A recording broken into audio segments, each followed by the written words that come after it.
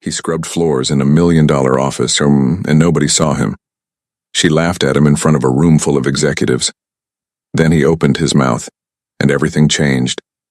But no one imagined what would come next. He was invisible. That was the word James Carter had learned to live with. Invisible.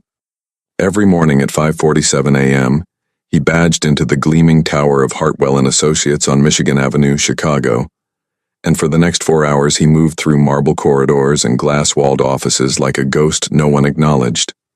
He emptied trash cans filled with half-eaten sushi and crumpled pitch decks worth millions. He wiped fingerprints off elevator panels touched by hands wearing Rolex watches. He mopped floors that reflected the shoes of people who never once looked down. Nobody looked down. James was used to it. At 34, he had the kind of face that people forgot the moment they turned away. Steady brown eyes behind simple wire-rimmed glasses. A jaw that held a quiet, permanent resolve. Hands that were rougher than they should have been for a man his age. He wore his gray uniform without complaint, kept his cart organized with a precision that would have impressed any efficiency consultant, and he smiled at the security guards every morning because they were the only ones who smiled back. His daughter's name was Aileen. She was 7 years old, gap-toothed, and absolutely certain that her father was the smartest person alive. Every night after James picked her up from Mrs. Patterson's apartment on the 3rd floor of their building in Pilsen, Aileen would climb onto the kitchen counter while he cooked. Always something simple. Always something warm, and she would quiz him. That was their game. "Daddy, how do you say I love you in Japanese?" "Aishiteru," he would answer without looking up from the pan. "How about in Arabic?" "Uhibuka. That's for a boy saying it. Uhibuki, if a girl is saying it." Aileen would screw up her face in delighted concentration. "What about that weird one? The one nobody speaks?" "You're going to have to narrow it down, baby." "The church one?" "Latin, te amo." He finally looked up, grinning. "Which is also Spanish. 2 for 1. She laughed, and the sound of it filled their small apartment like sunlight fills a room when someone finally pulls back the curtains. James lived for that laugh. He had restructured his entire existence around protecting it. Her mother, Diana, had left when Aileen was 14 months old. There was no dramatic scene, no screaming fight, just a note on the refrigerator that said she wasn't built for this kind of life and an empty closet. James had stood in that closet for a long time, staring at the bare hangers, and then he had walked back to the kitchen, heated a bottle, and fed his daughter. That was the moment he understood who he was going to be. He had been studying languages since he was 19, not in any classroom but in libraries. On headphones during late-night bus rides, through second-hand textbooks he bought for $1 at Goodwill. It had started with Spanish, then Arabic, then Mandarin, which had taken him 3 years of obsessive practice to begin to feel comfortable in. Then Japanese, then Farsi, then Swahili, which he had learned partly because of a documentary about Tanzania that he had watched 3 times with Aileen on their second-hand couch.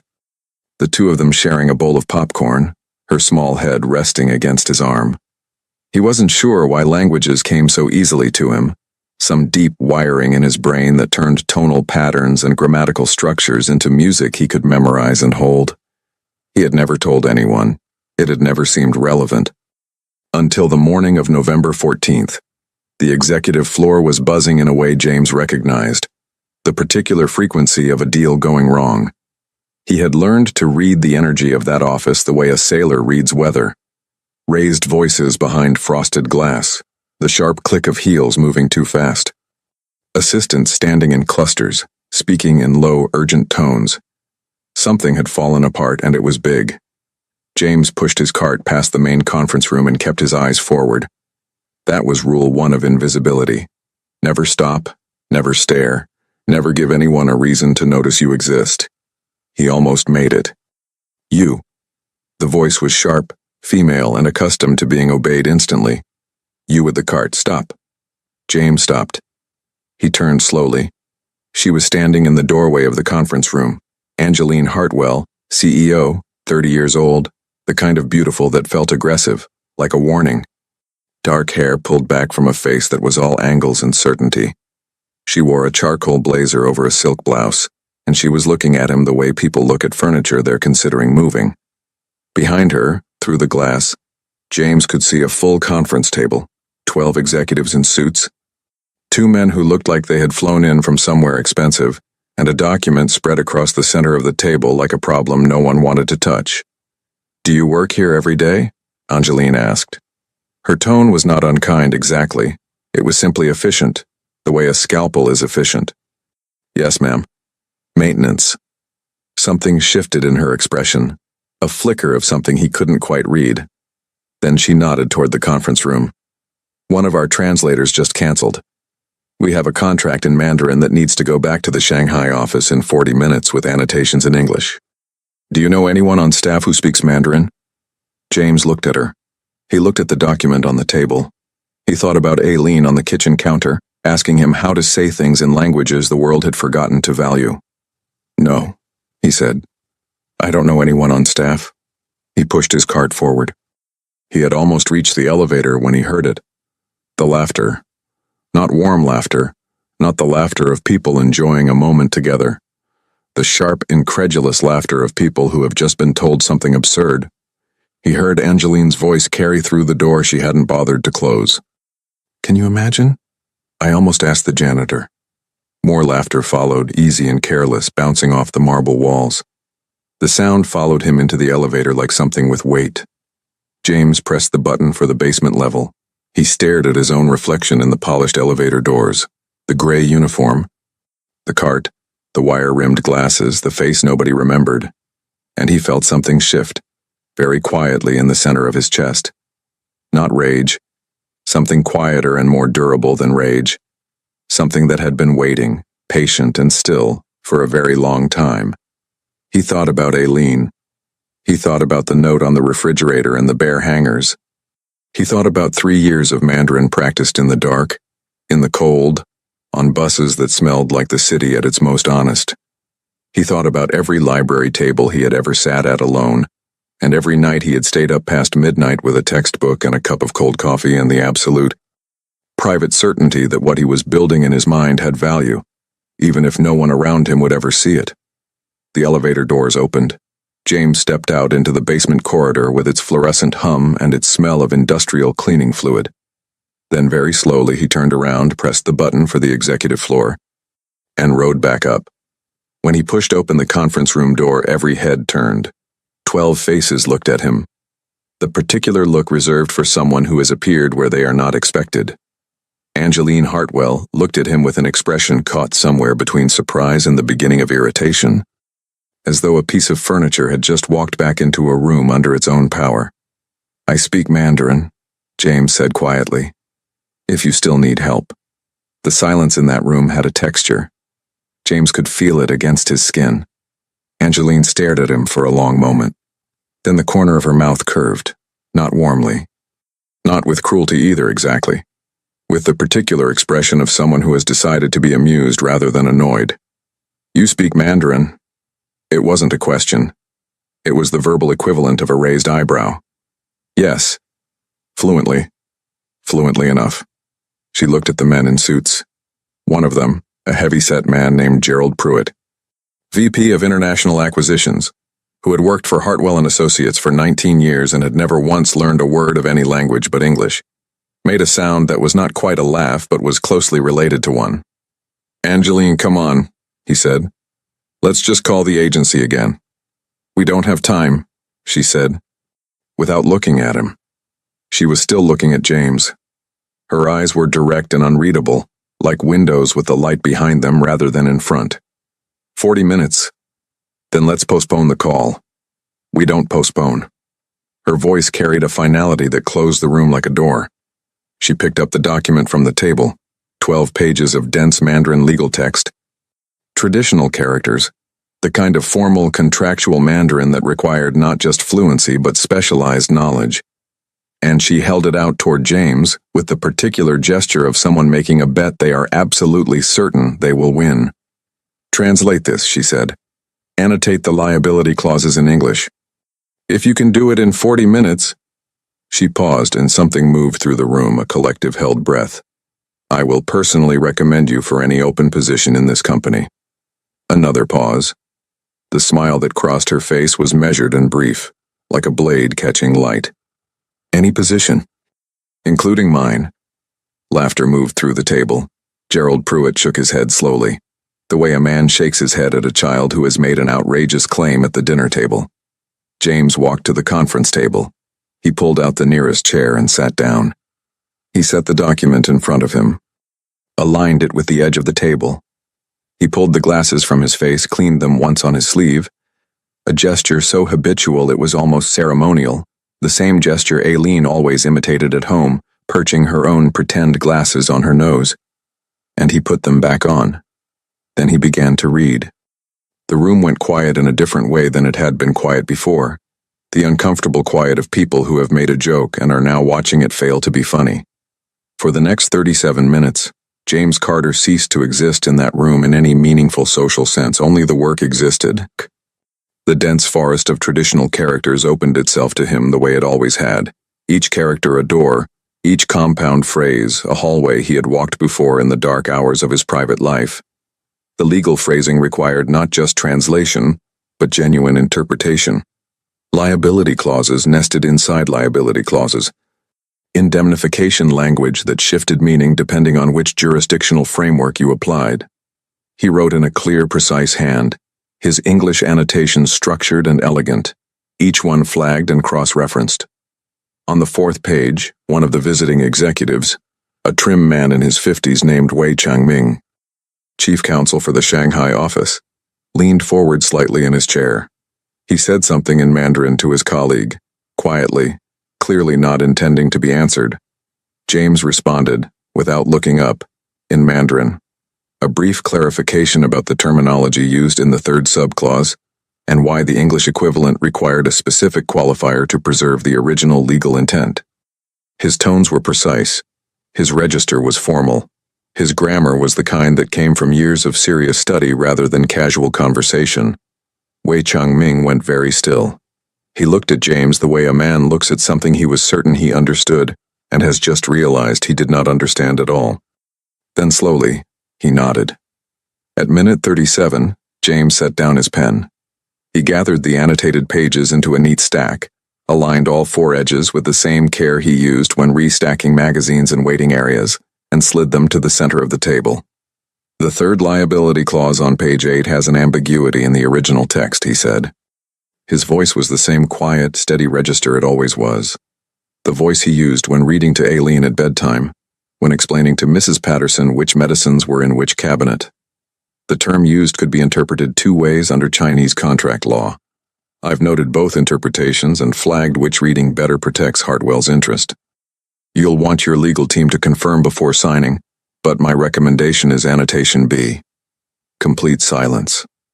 Angeline Hartwell was staring at him. For the first time since James had entered this building 9 months ago, since his first morning, when he had badged in at 5:47 and been handed a mop and a cart and pointed toward the east corridor. She was looking at him without any certainty in her face at all. The executive from Shanghai, Wei Changming, picked up the annotated pages and began to read from the beginning. His expression moved, page by page, from surprise to something that looked very much like professional respect, the rare and genuine kind that cannot be performed. James pushed back from the table. He stood.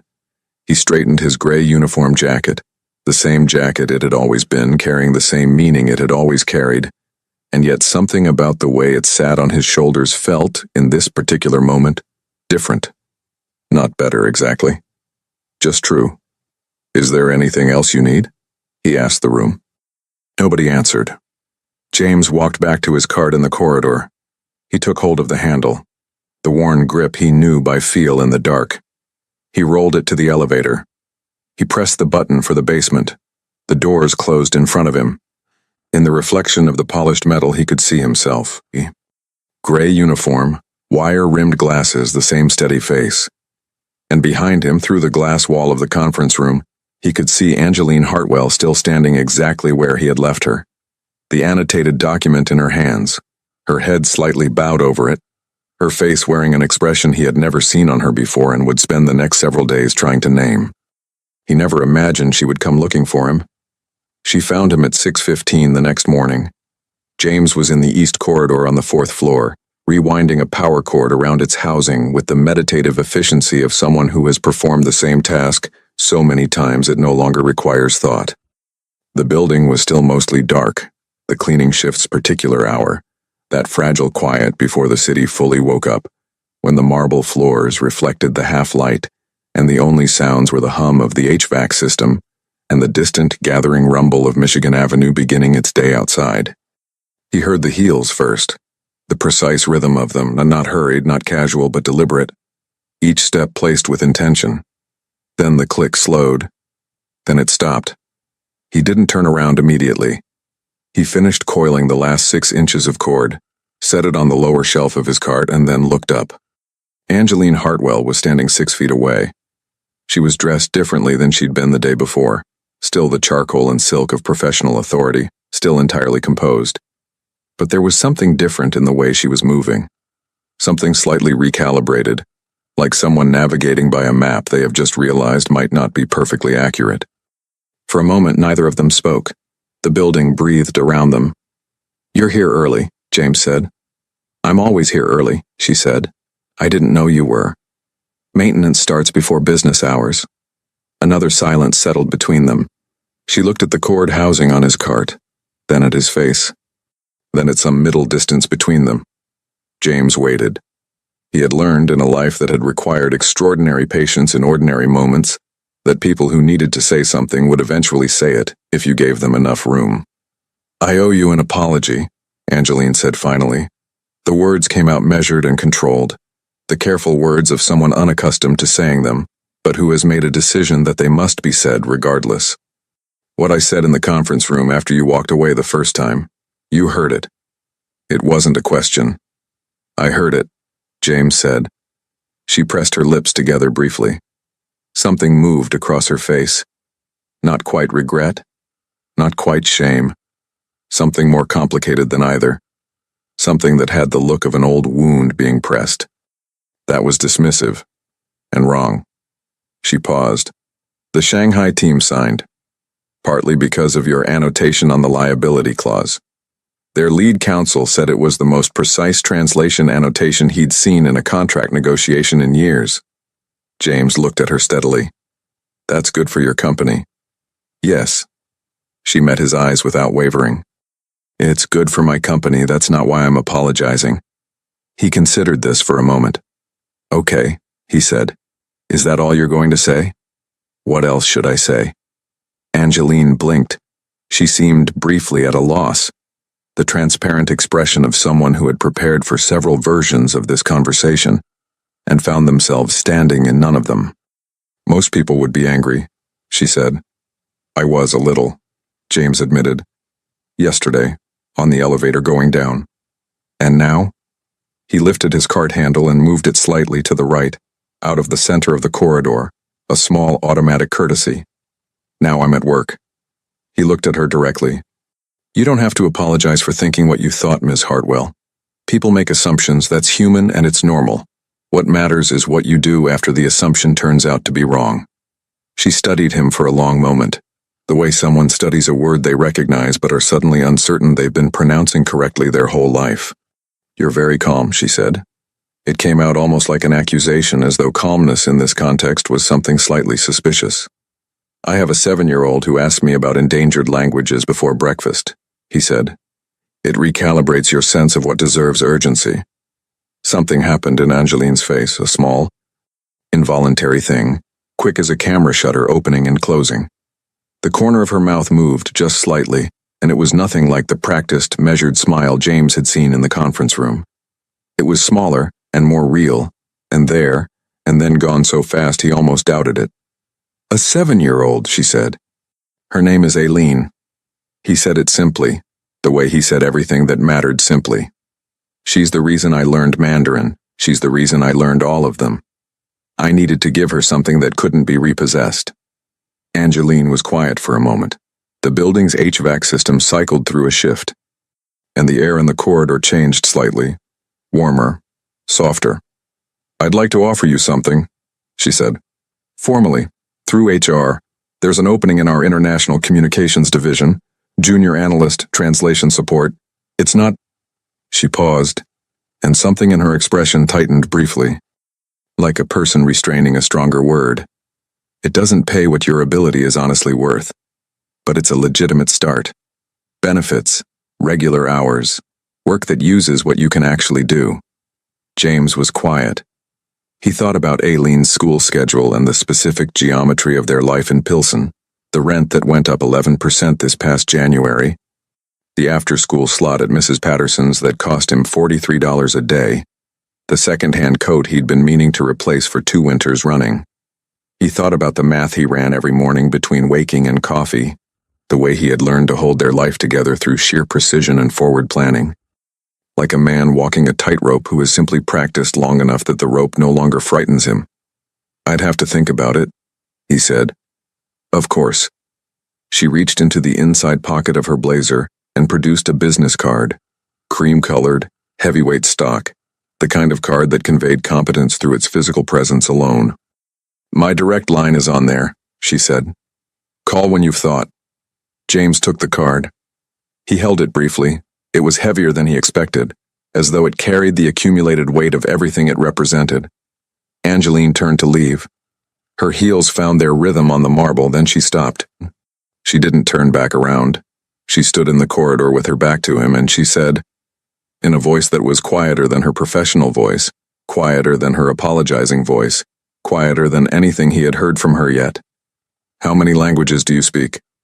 James looked at the back of her head. The dark hair precisely arranged, the straight line of her shoulders.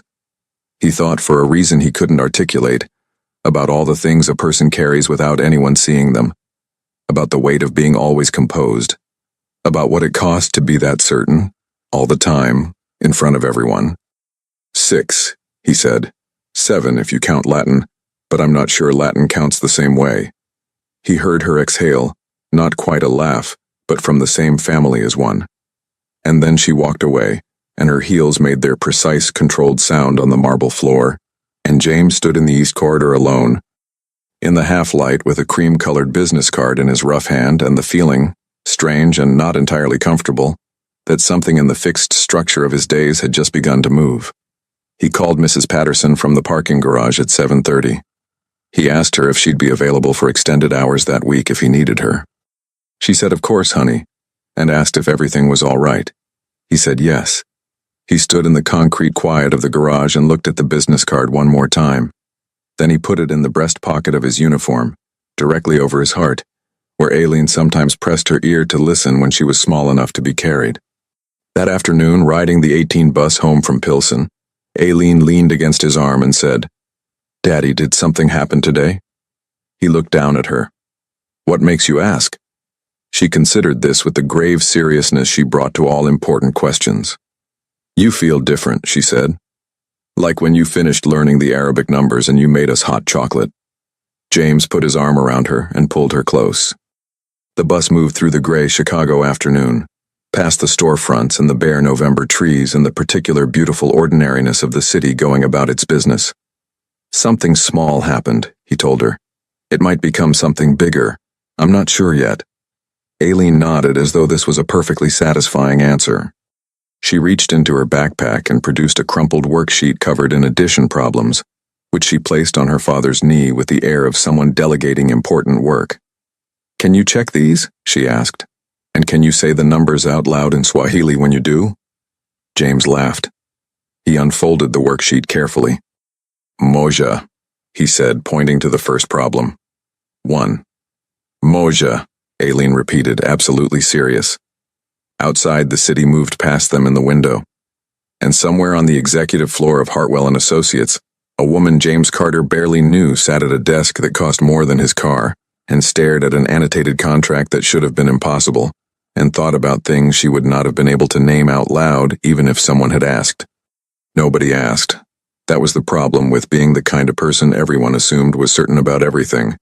Nobody ever thought to ask what you were carrying. 3 weeks passed before James called the number on the card. He spent those weeks thinking about it the way he thought about most significant decisions. Not obsessively. Not with anxiety, but with a quiet, methodical consideration that turned the problem over and examined all of its angles the way a craftsman examines a piece of wood before cutting. He ran the numbers. He mapped the schedule. He thought about Aileen in ways that encompassed not just the immediate logistics of the next 3 months, but the larger architecture of her life. The kind of life he was trying to build for her. The kind of man he needed to be to build it. And then, on a Tuesday morning in the first week of December, standing in the lobby of Hartwell and Associates before his shift began, he dialed.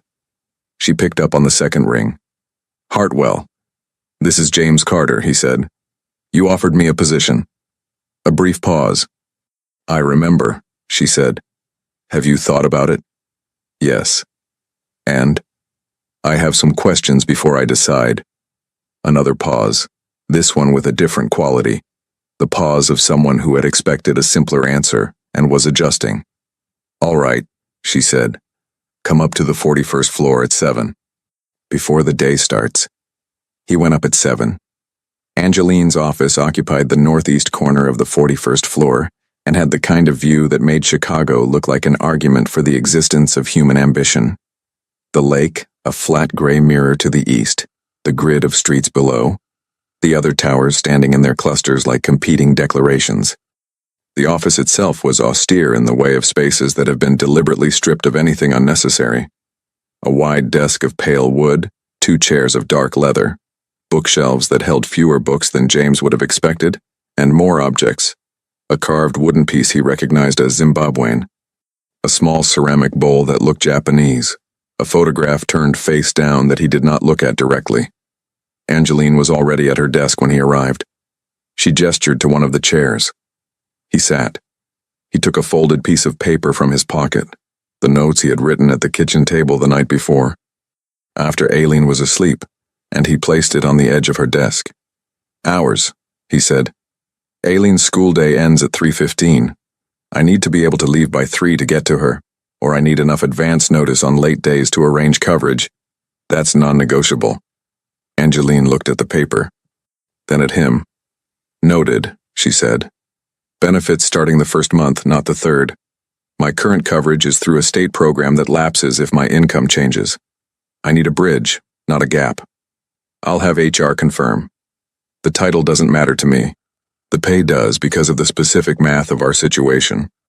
I'm not asking for anything that isn't fair. I'm asking for what's fair." Angeline leaned back slightly in her chair. She had the look of someone watching a process they had not anticipated and were finding, despite themselves, interesting. "Do you always negotiate like this?" she asked. "I've never had anything to negotiate," James said. "So I thought I should be clear." Something crossed her face, something she controlled quickly and cleanly, the way she controlled most things. But James had spent 9 months on that floor, and he had learned to read the small signals of people who believed themselves unreadable. What crossed her face, briefly and against her evident will, was not condescension. It was something closer to recognition. "The position pays 68,000 base," she said, "with a review at 6 months. Benefits first month. I'll have a flex schedule written into your offer letter so the 3 o'clock pickup is documented." She paused. "Is there anything else?" James thought for a moment, then he said, "The man at the conference table. Gerald Pruitt. Is he going to be a problem?" Angeline's expression did not change, but her chin lifted fractionally. "Why would he be a problem?" "Because he was embarrassed," James said simply. "People who are embarrassed in front of their colleagues don't usually forget it." She was quiet for a moment then. "Gerald reports to me. That's all you need to know about that." James nodded. He folded his notes back into his pocket. He looked at the bookshelf for a moment, the Zimbabwean carving, the ceramic bowl, and then at the face-down photograph, which he had promised himself he would not look at, and was looking at anyway. It was small, framed in plain silver, lying flat as though it had been turned down quickly and left that way for so long it had become a habit. "The Zimbabwean piece on your shelf," he said, because the words were already forming. "Shona? Or Ndebele?" Angeline looked at him with the full attention, sudden and absolute, of someone who has just heard their name spoken in a room where they didn't think anyone knew it. "Shona," she said quietly. How do you know the difference? I spent about 6 months studying in DeBelle a few years ago, James said. I never got past intermediate. The tonal system beat me. But I remember the visual patterns of the carving tradition. He looked at it again. It's beautiful. Where did you get it? A silence. Long enough that James began to wonder if he had crossed some invisible line. Then Angeline said in a voice that had dropped in temperature without becoming cold, My mother left it to me. She collected African art. Another pause. She died 4 years ago. James looked at the photograph lying face down on the shelf. He did not ask. He understood from long personal acquaintance with the way grief rearranges a room exactly what it meant that the photograph was lying face down. It meant you were not ready to see it every day, but you were not ready to put it away either. It meant you were somewhere in between, and you had been there for 4 years, and you were still there. I'm sorry, he said. He meant it in the specific, non-performative way that he meant everything he said, without excess, without decoration. Angeline looked at him. Her professional armor was still fully in place. The composed face, the straight back, the eyes that gave away nothing they didn't choose to give away. But something underneath the armor had shifted, the way foundations shift before the surface shows any sign of it. She opened her mouth, closed it. Then she said, You start Monday. I'll have the offer letter to you by end of day Friday. James stood. He put on his uniform jacket, still the gray one, for today, for the rest of this week. He thought about how it would feel to take it off for the last time on Friday afternoon and hang it on the hook in the basement and walk out a different person than the one who had walked in 9 months ago on his first morning. He thought about calling Aileen from the lobby and telling her. He thought about hot chocolate. Thank you, he said. Angeline was already looking back at her desk, at the organized machinery of her morning. Don't thank me, she said, without looking up. Thank yourself, I offered you a job. You earned it with a 12-page legal translation in 37 minutes. The faintest trace of something. Not warmth. Not yet, but the distant precursor of warmth moved through her voice.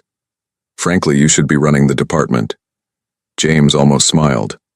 One thing at a time, he said. He walked back through the 41st floor, past the assistants beginning to arrive for the day, past Gerald Pruitt's glass-walled office where Gerald was already at his desk and did not look up.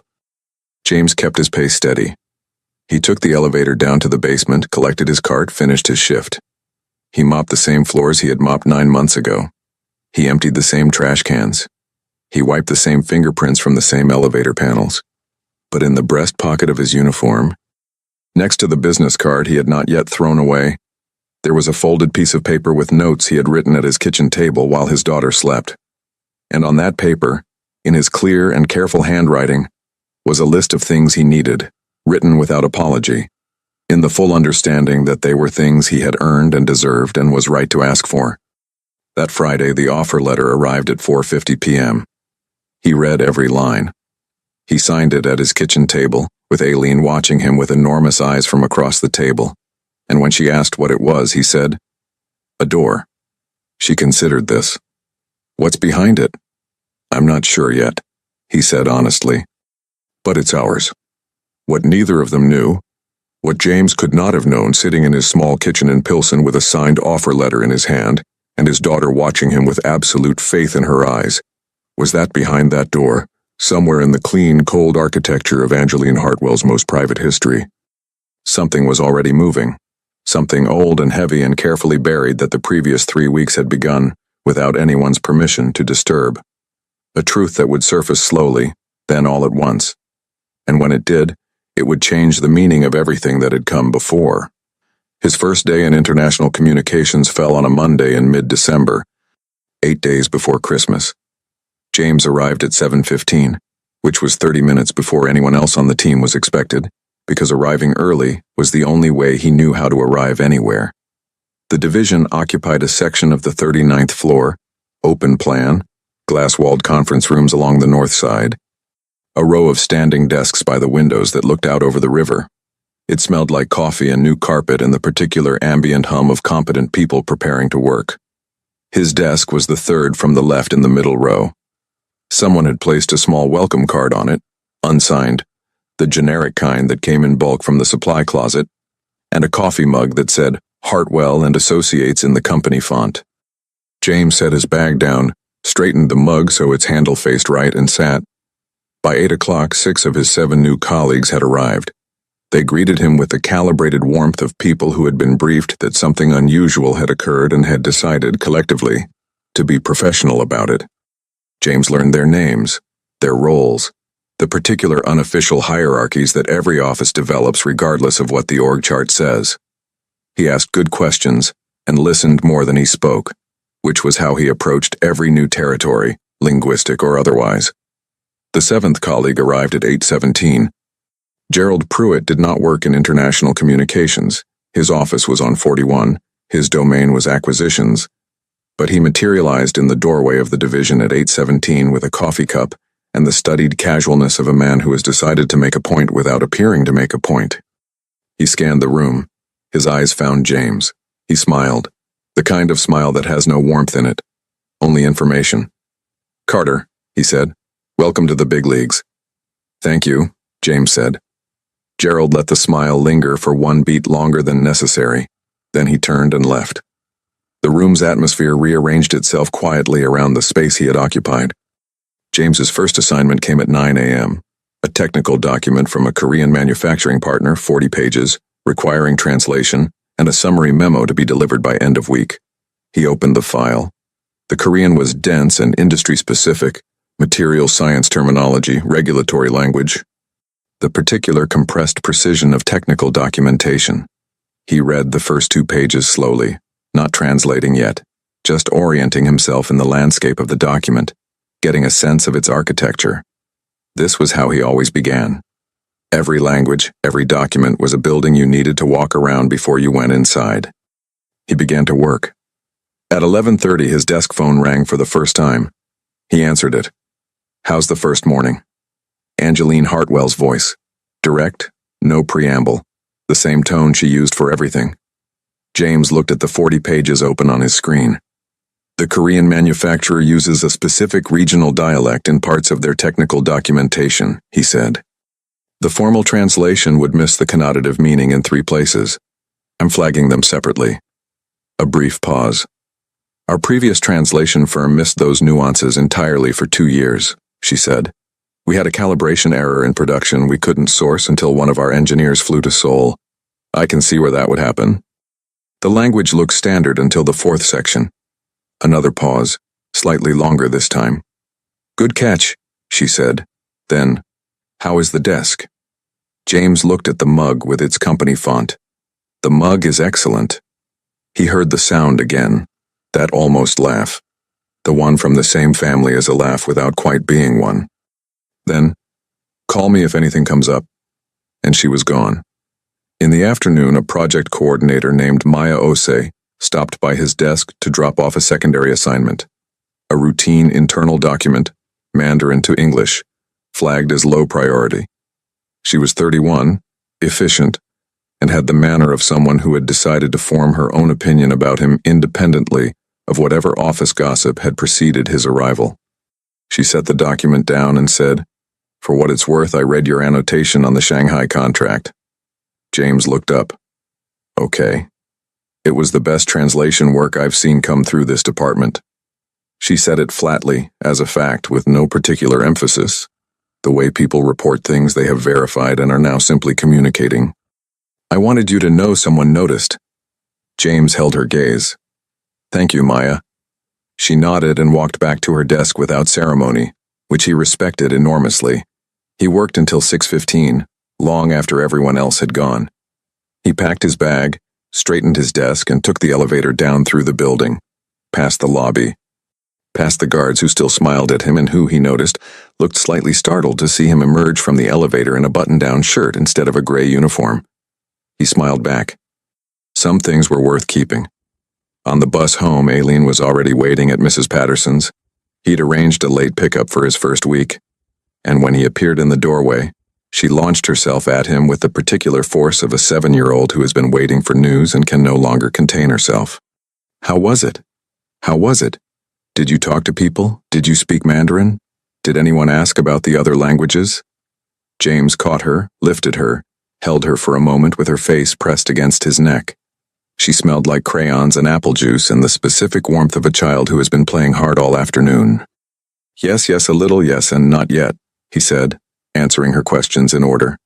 She leaned back to study his face with the ancient-eyed seriousness she reserved for important assessments. You seem happy, she said, as though happiness was something that required confirmation before she'd believe it. I think I might be, he said.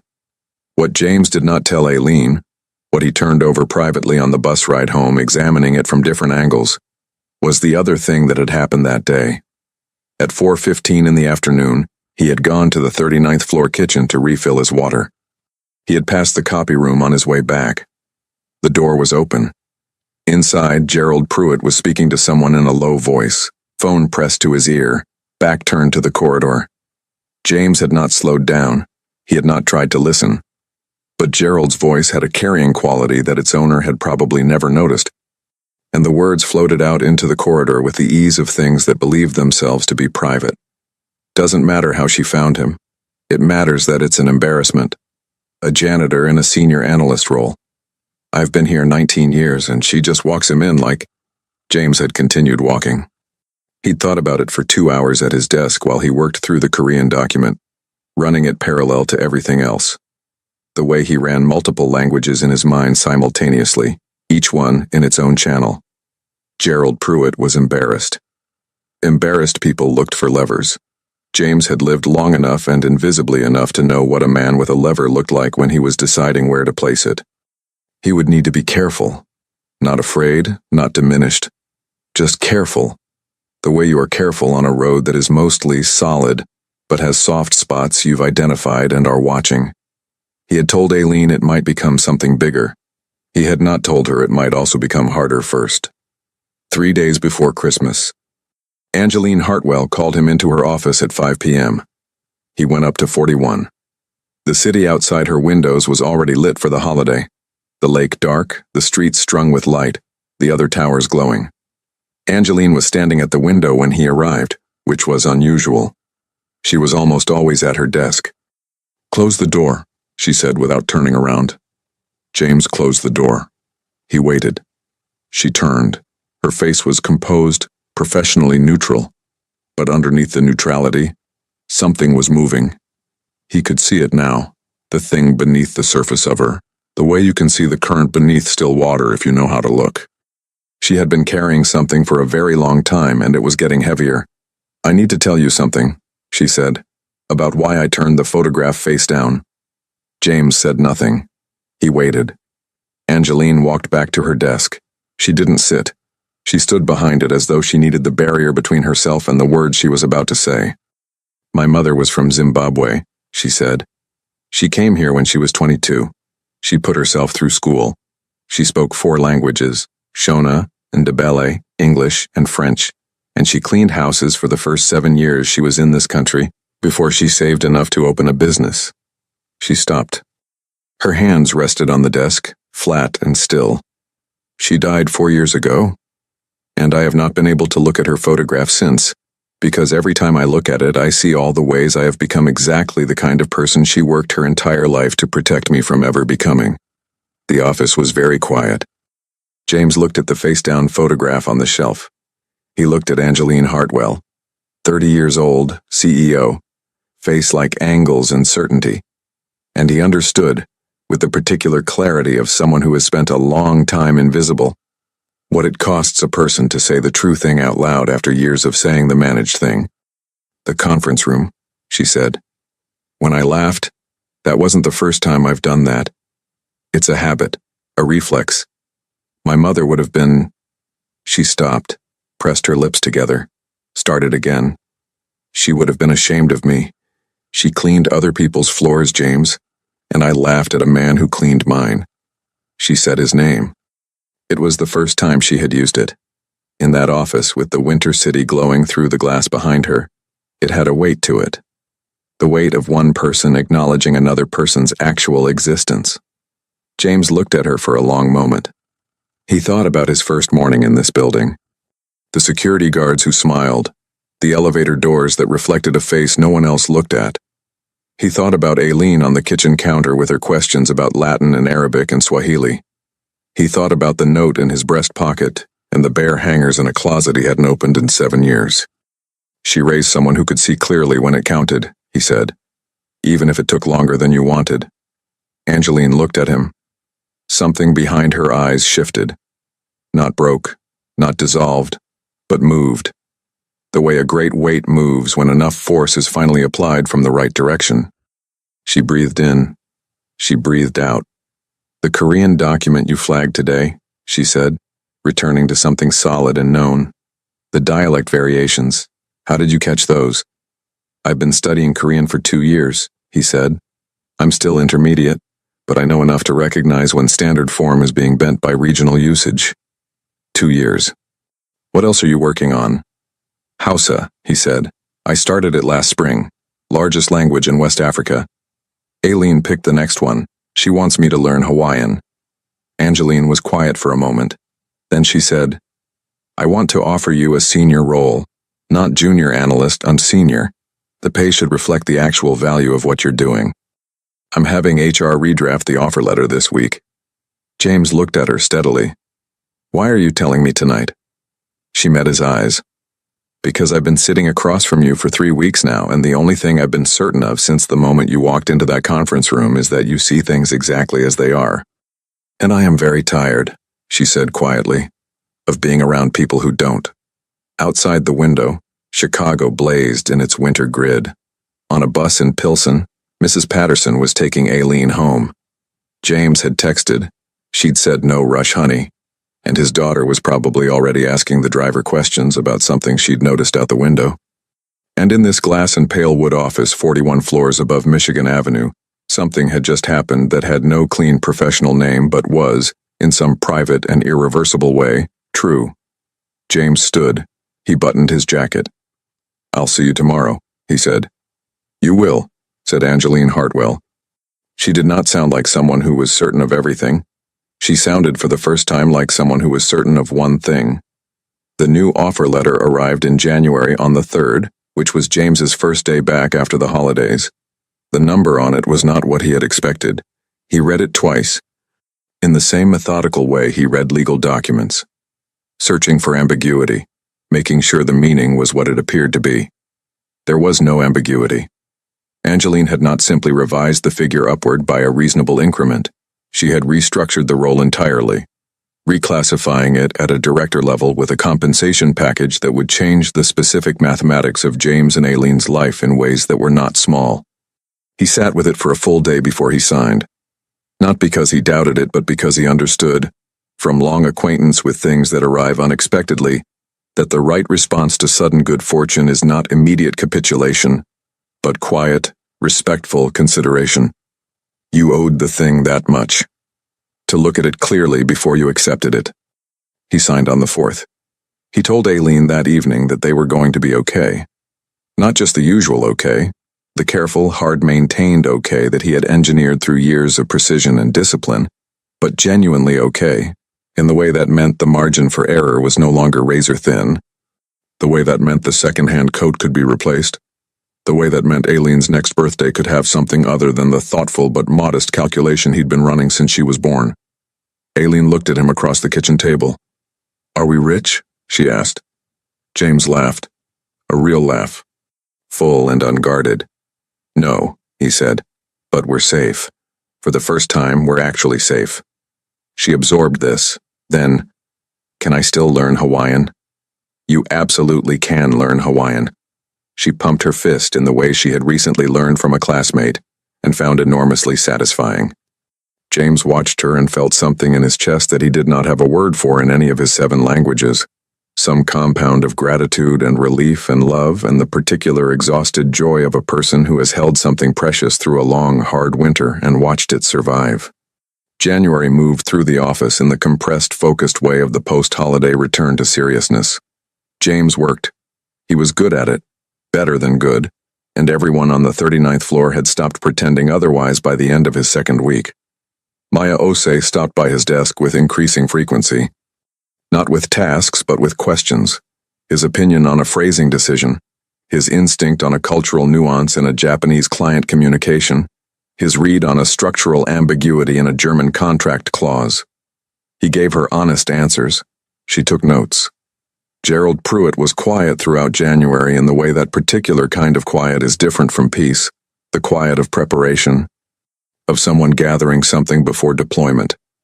It came on a Thursday in the third week of January. James was in the conference room on 39 with Maya and two other colleagues, working through a complex multi-language document for a Southeast Asian infrastructure deal, when his desk phone showed a missed call from HR. He called back during the lunch break. A woman named Diane spoke to him in the careful, neutral tone of someone navigating something she had not created but had been asked to handle. There had been a complaint, she said, a formal one, submitted through the internal ethics system. It alleged that James had been hired through an improper process, that the offer had been made outside of standard HR procedure, that the role had been created specifically for him without competitive posting, and that this constituted a violation of the company's equal opportunity hiring policy. James held the phone very still. He had been expecting something. He had not known what shape it would take. Who filed it, he asked. Diane said she wasn't able to share that information. James said he understood. He thanked her. He hung up. He sat for a moment in the relative quiet of the break room. Then he took out his personal phone and sent a text to Angeline's direct line. HR called. Formal complaint about my hiring process. He didn't add anything else. He folded the phone away, finished his lunch, and went back to the conference room. She appeared at the door of the 39th floor at 3:15. James saw her from across the room. She was not in her usual full armor mode, the composed, measured CEO presentation. She was moving faster than that, with the focused energy of someone who has made a decision and is moving toward it. She crossed the floor to his desk, and the room's ambient noise dropped by about half, the way sounds drop in proximity to something significant. Conference room B, she said quietly. Now. They sat across from each other at the small table in conference room B, with its view of the river and its whiteboard still carrying the ghost marks of the last meeting. Angeline had a folder in front of her. She put her hands flat on the table. Gerald filed the complaint, she said, not a question. Not. I assumed, James said. He has a point, technically. She said it without flinching, which was one of the things James had come to respect about her. She did not manage difficult truths, she stated them. The role wasn't posted. I created it and offered it directly. The process was irregular. I know. He's arguing that it exposes the company to liability. That if anyone challenges the hiring decision externally, we have a documentation problem. She paused. He's not entirely wrong about that. James looked at her. What are you going to do? I'm going to retroactively post the position, run a formal review process, and document your qualifications properly. It means you stay in the role throughout, but the paper trail gets created correctly. She opened the folder. Your language certifications, your work history, I need everything you have. We're going to build the file that should have been built from the beginning. That protects you, James said. It protects you too. James leaned back slightly. He looked at the ghost marks on the whiteboard. Some half-erased diagram, the remnants of someone else's problem. What does Gerald actually want? He asked. Angeline was quiet for a moment. He wants the role reclassified back to junior level. Salary reduction. He's framing it as process correction, but what he wants is to put you back somewhere he can manage the narrative.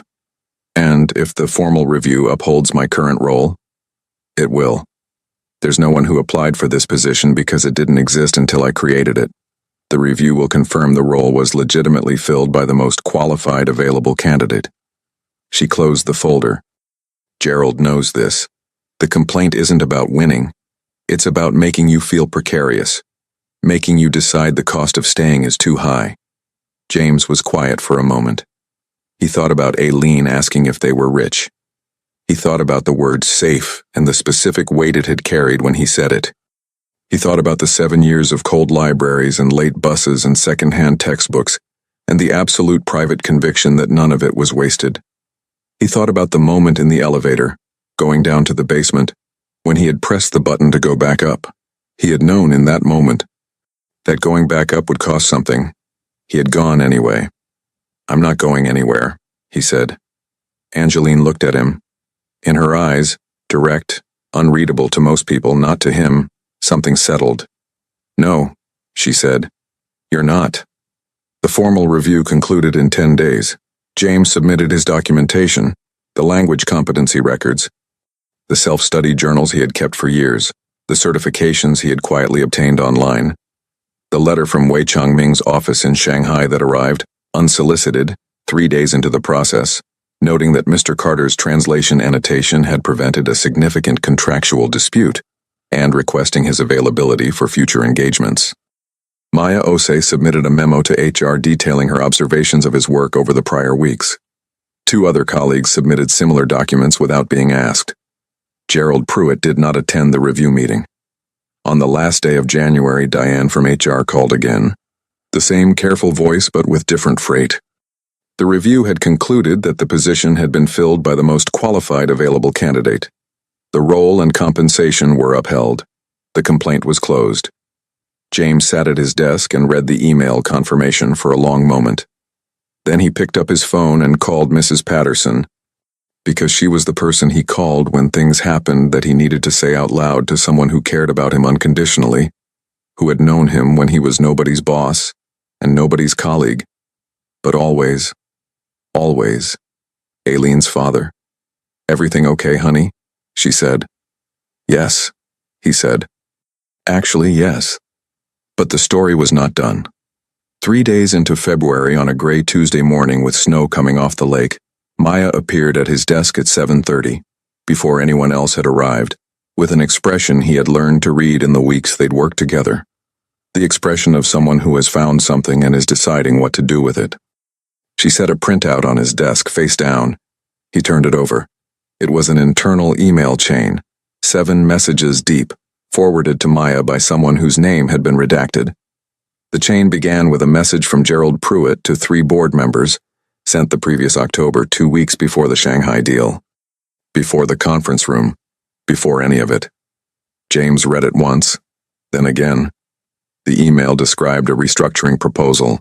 In it, Gerald recommended the elimination of the International Communications Division entirely, outsourcing all translation work to a third-party firm, one that, buried in the final paragraph, turned out to be majority-owned by a holding company in which Gerald Pruitt held a financial interest. James looked up at Maya. "He's been planning this for months," she said quietly. "Before you were hired. Before any of this. The complaint wasn't about you. It was about buying time to push the restructuring through before anyone looked too closely at what he'd built on the outside." The snow came off the lake in long, low sweeps. On the 39th floor in the early morning quiet, something that had been moving underground for months broke finally through the surface. James picked up his phone.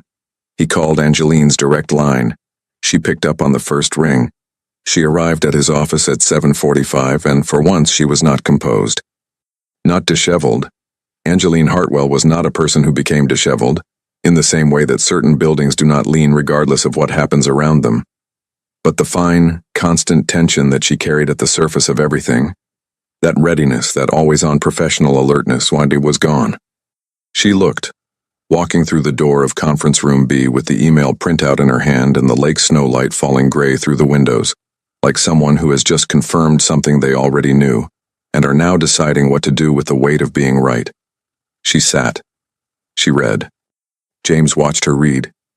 When she finished, she set the pages down and put her hands flat on the table, the same gesture she had used in January when she told him about the complaint. He had come to understand this gesture. It was how she anchored herself when the ground was moving. "How long has Maya had this?" she asked. She said it came to her this morning. She came straight to me. "Who sent it to her?" The name was redacted. Angeline nodded slowly. She looked at the email chain again, not reading it, just looking at it, the way a person looks at an X-ray of something they already knew was broken. "The holding company is registered in Delaware," she said. "Minimum disclosure requirements. He would have assumed no one would connect the dots." She paused. "He almost got away with it." "The Shanghai contract stopped him," James said. She looked up. If the deal had gone differently, if the translation had failed, if the Shanghai team had walked, the International Communications Division would have taken the hit. He could have made the restructuring argument in October before the holiday. By the time I came in, the division survived a major deal on the strength of one conversation. That made the outsourcing proposal look worse, not better. So he switched tactics.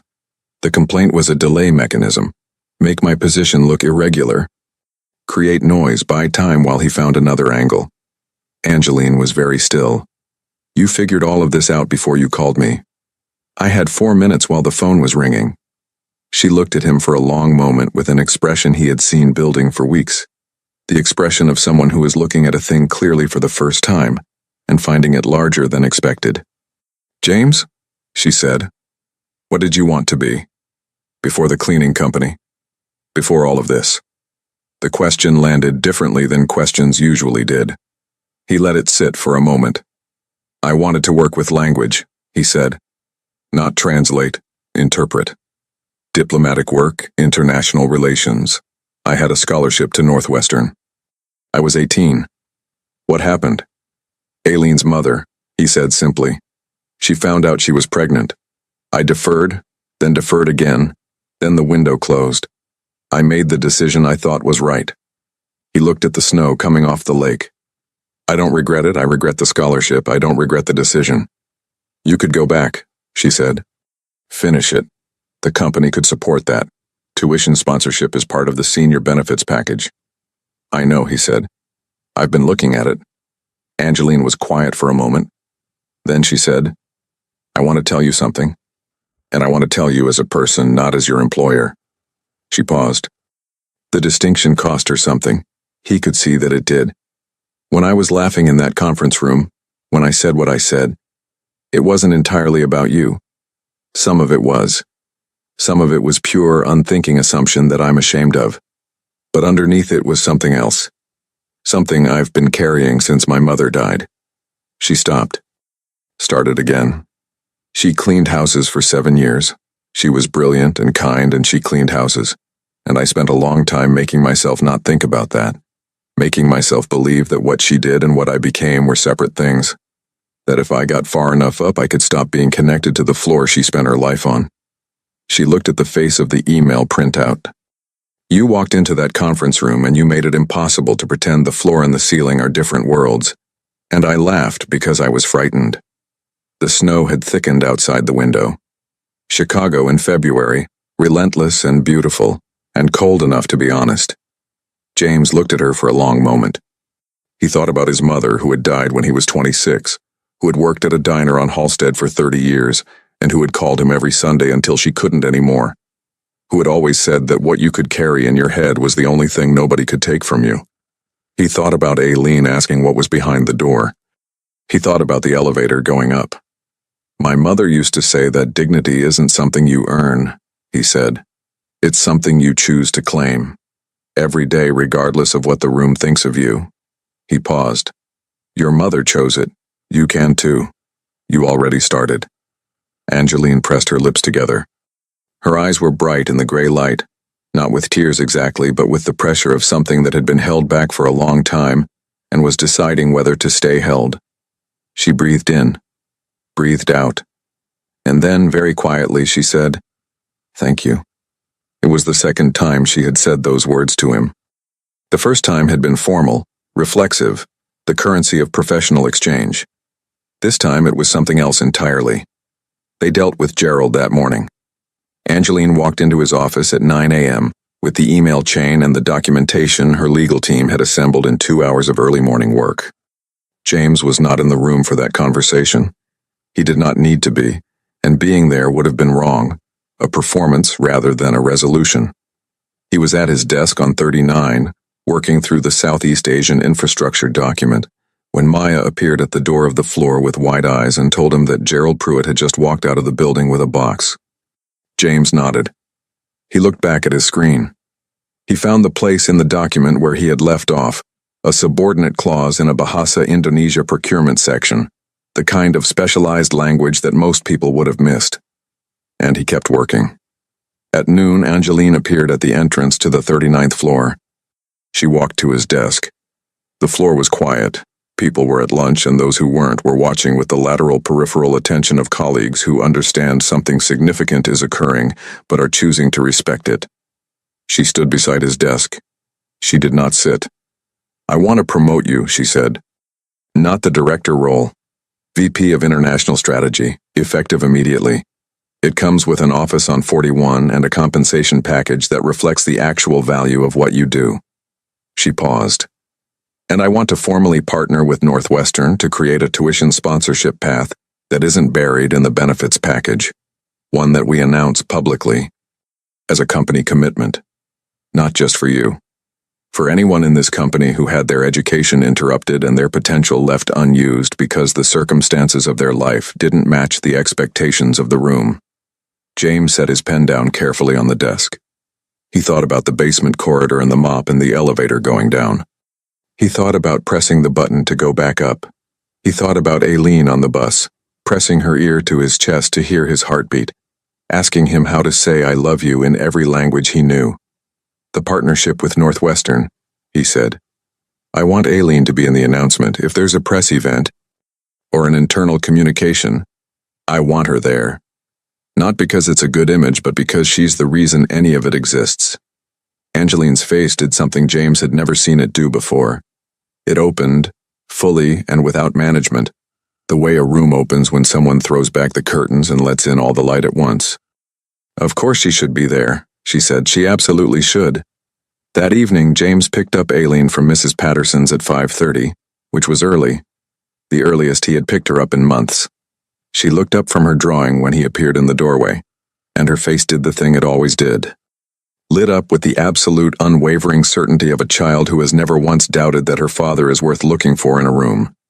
He knelt down to her level, which he always did, because he had made a commitment when she was 14 months old and the closet was bare, that he would always come down to her level, that he would never make her reach. "I have something to tell you," he said. She put her crayon down with the gravity of a 7-year-old receiving important news. "Remember the door? The one with our stuff behind it?" "That one," he said. "We opened it today, and you know what was behind it?" She leaned forward. "What?" James looked at his daughter, gap-toothed, bright-eyed, absolutely certain of him, the best and truest thing he had ever made or done or been. And he thought about languages, all 6.5 of them, all the beautiful and specific ways the human world had found to say the same irreducible things. "Everything," he said. Aileen considered this very seriously for a moment. Then she picked up her crayon.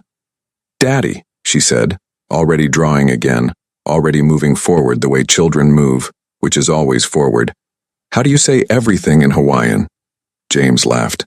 He sat down on the floor beside her, his back against Mrs. Patterson's couch, in the warmth and the smell of crayons and the specific golden light of a February evening in Pilsen. He thought about it. "I'm still learning," he said. "We'll figure it out together." Outside, the snow had stopped. The city was clean and quiet and cold in the way it gets after a real storm, stripped down to its essentials. Every surface sharp and true. In an office 41 floors above Michigan Avenue, a face-down photograph had been turned right side up on a shelf, and a woman who had spent 4 years not looking at it was looking at it now, at the face of the woman who had cleaned other people's floors and raised a daughter who could choose, every day, to be better, and finding that she could bear the looking, more than bear it, that she needed it. And in Pilsen, on the floor of a neighbor's apartment, a man who had been invisible for years sat beside his daughter and began, slowly and with great pleasure, to learn a new language. Not because it was useful, not because it would protect them or advance them or prove anything to anyone, because Aileen had asked, because she wanted to know, because in the end, that was always enough.